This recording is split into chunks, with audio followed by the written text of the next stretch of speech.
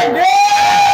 আমরা দেখেছি হাজার হাজার লক্ষ লক্ষ কোটি টাকা এই রাষ্ট্রের দুর্নীতিবাজরা, এই রাষ্ট্রের আমলারা, এই রাষ্ট্রের সাবেক সেনা কর্মকর্তারা পাচার করেছে।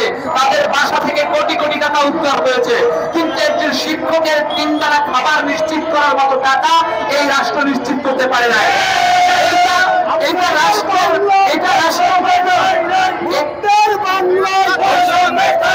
আবু সাইদের বাংলায় উত্তর বাংলায় আমি কে তুমি কে? এটা রাষ্ট্রের জন্য ভয়ঙ্কর লজ্জাজনক।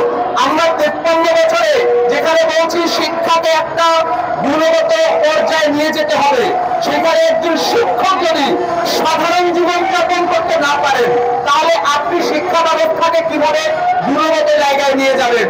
আমরা জানি